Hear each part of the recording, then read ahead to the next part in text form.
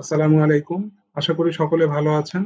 এই ভিডিও টিউটোরিয়ালে আমি আপনাদেরকে দেখাবো কিভাবে আপনি আপনার ক্লায়েন্ট এরিয়া থেকে cPanel-এ অটো লগইন করবেন। প্রথমে ঢাকা ওয়েব হোস্টের অফিসিয়াল ওয়েবসাইটটিতে যাবেন। সেখানে গিয়ে লগইন বাটনে ক্লিক করবেন। এখানে আপনার কাছে ইউজার নেম এবং পাসওয়ার্ডটি চাইবে।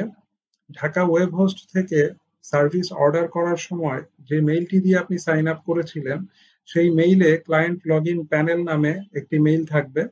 সেখানে ইউজার নেম পাসওয়ার্ডটি থাকবে। সেই ইউজার নেম পাসওয়ার্ডটি দিয়ে এখানে লগইন করুন। টাইপ করা হয়ে গেলে লগইন বাটনে ক্লিক করুন। সাকসেসফুলি লগইন হওয়ার পর সার্ভিসেস সেকশনে ক্লিক করুন। যেই সার্ভিসটির cPanel-এ লগইন করতে চাচ্ছেন সেই সার্ভিসটির অ্যাক্টিভ বাটনে ক্লিক করুন।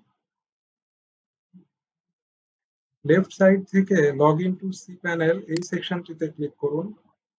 একটি নতুন উইন্ডোতে আপনার cPanel-টি লোড হবে। এভাবে খুব সহজেই আপনি আপনার ক্লায়েন্ট এরিয়া থেকে cPanel-এ অটো লগইন করতে পারবেন। ডোমেইন হোস্টিং এবং ওয়েবসাইট রিলেটেড তথ্য জানার জন্য আমাদের ওয়েবসাইটটি ভিজিট করুন। প্রয়োজনে আমাদেরকে কল করুন।